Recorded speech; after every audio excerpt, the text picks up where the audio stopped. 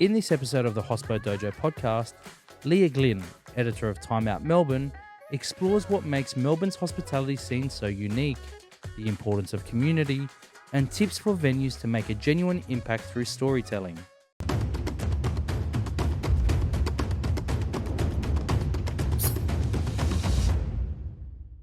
This episode is proudly brought to you by Food and Hospitality Week, a major event in Australia's hospitality calendar connecting 15,000 chefs, owners and industry professionals every year.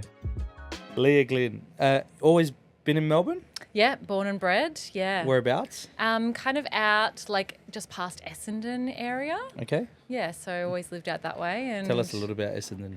Oh, it's a great spot. I mean, Essendon Moonee Ponds, there are so many fantastic little spots to eat and drink. One of my fave cafes in Melbourne, Convoy, is out that way. It's really, I feel like, a bit of a hidden gem. I feel like people kind of go Brunswick, Fitzroy, and you don't realise all the little neighbourhood gems in spots like Essendon and Moonee Ponds and Pascoe Vale. And wow. Yeah. And you have a rescue greyhound. Oh, yes, I do. Yeah, Charlie. What happened? How'd Charlie come about? We were just looking to get a dog and had a greyhound prior to him. And yeah, it's a really important, it's really nice to be able to rescue those dogs in particular from their kind of racing backgrounds. And they're just the most adorable, sweetest, long noodle boys of all time. And yeah, he's just really, really lazy, just has severe separation anxiety at the same time. So my dad is literally babysitting him today so I could be here. Yeah, but they're great. It's so funny when my little sister got a toy poodle. I didn't realise how attached the dog was to our family till my mother's HCF card had the dog's name and then our last name. Stop. Dolce Ayash on a HCF card. Oh my God, that's when I was with like, this dog is on the same level of me right now. And they're not even paying board. They're not paying nothing. Right? They don't contribute at all. At all. Besides to happiness. Yeah, that's the key. And love. Yes. That's what I tell my mum. They provide when I was that living in at home, spades. I was like, that's what I provide you, right? Yeah. No, dogs are the best. Yeah, great. Yeah. Well, look, I'm glad, it's a great, to be able to rescue a dog, you have to be really a different type of individual, someone with a big heart. Yeah. To be able to take on something like that. It's a responsibility. And that just shows the sort of person you are. When I see that, that's the sort of stuff that highlights to me is, people read, it's a rescue dog, but it's not just about the dog. It's about, the person that took that initiative, what goes through their mind, what they're adopting, and what they're now, from what they've adopted, they now have to adapt their lifestyle potentially around old traits. Yeah, definitely. Right? Because sometimes you can't teach a dog new tricks, right? An old dog new tricks. That's what they say. It's the truth. Yeah, and greyhound, the rescue dogs in particular, come with a lot of trauma from what they've experienced, and that's really, you can't just get that out of them sometimes. So it's about adapting to their special traits. Well, congratulations. Thank you. You're doing a great job. I'm sure you're a great dog mum. I try my best. And in recent news, praising High Street in Melbourne as the coolest street on the planet. Yeah, how what good's makes that? you say that? Well, look, I guess it's one of Time Out in particular's kind of big annual surveys that they do, and so there's quite a few kind of factors that go into that. They look at things like nightlife and food and drink and community and arts and culture, and they also survey our readers as well. And we were so excited to find out that High Street came out on top, and what a win for Melbourne, I think. I wonder how. Right? Look, we put forward obviously our recommendations as well, and it kind of just worked out in Melbourne's favour. That's amazing. Which was awesome. And we got to go down to the town to High Street and have a chat with the business owners and the people there. And honestly, it makes such a difference, which is lovely. You do, and you guys do such amazing work. When I was in New York, I seen the Time Out markets there. Oh my gosh, aren't they amazing? How beautiful. Right? I'm really advocating to get one in Melbourne because I think we'd be the perfect city for that. I think so. And I really do believe that. And I think that if,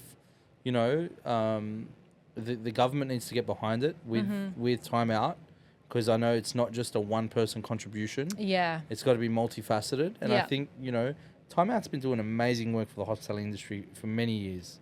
And it's someone that, especially before looking at, Instagram and Facebook, when Time Out was available, it's always that real, raw, and truthful editorial. That for me was like when I was dating my wife, my now wife, but when we were dating, we've been dating for 10 years, or married for 10 years, but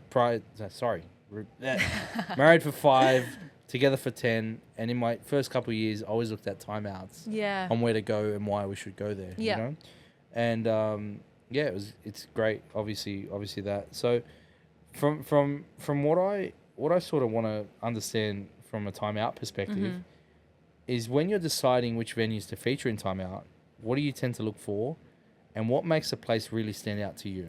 Yeah, I guess there's a whole bunch of factors we kind of consider, because it's like knowing Melbourne and the food and bar scene, there's so much to choose from. So it's a really balance of shining a light on those new and upcoming places, but also still paying respect to those established favourites that have been around for a long time. And that's kind of how we balance the content, because we need to keep that evergreen. Those guides, those lists we have, we need to keep them fresh, but we also keep needing to introduce the newer spots, the hottest places in town. So I guess in terms of like looking at a venue and we're looking for, what's its kind of unique selling point, and is it the first, is it the smallest, is it the best, is it behind a hidden fridge door, something like that, which, is automatically, makes it interesting and exciting. We look at the team behind it.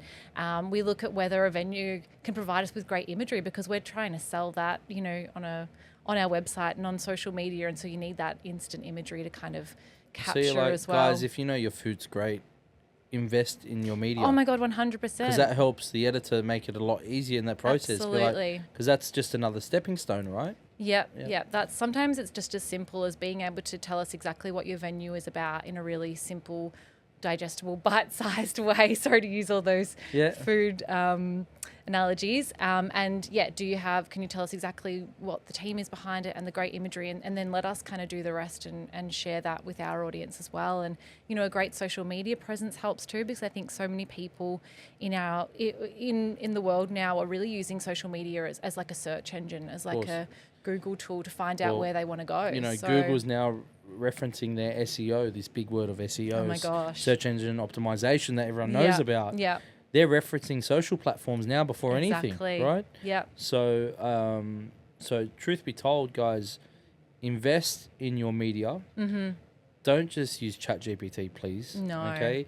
If you need to invest in a copywriter, there's some really great copywriters that you can get on, Upwork, and you get some good Australians, and you might get some people from the US. But try find someone from your local sort of area, and they could literally pitch your idea to Time Out. You guys accept emails all the time. We get many, many emails every single day. And you guys read them. That's the thing. People don't believe that you read the emails. No, look, sometimes it takes us a little while to get through them, but we absolutely check them all, because we want to find those hidden gems. And sometimes, they'll land in our inbox. We'll be like, we've been looking for this. And DMing you 1,000 times doesn't work. Look, I get to them eventually, but I feel like if you send an email, that's your best chance, because you can shoot through all that stuff that we need to write the story, and we've got it in one package, which is perfect.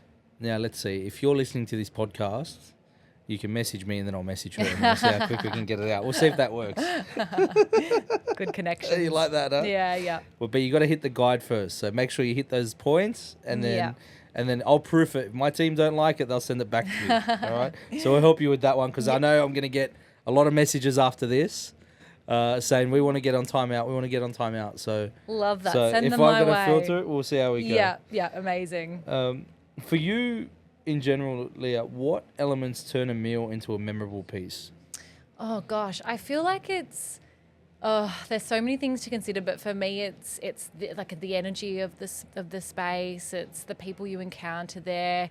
It's the people you go to have these meals with. And I think like when all of those things combine to create like a really magical dining experience, there's like, you just don't kind of forget that. I got to go to Bray last year, which is our kind of past a long way, and I went with my colleague Lauren, who's our food and drink writer.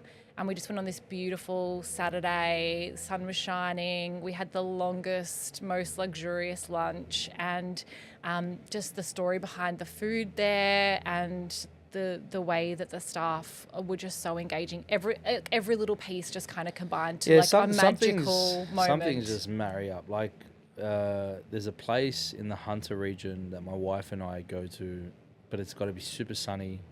I'm just trying to remember the name. Jeez, I've missed it now. It's a beautiful French restaurant.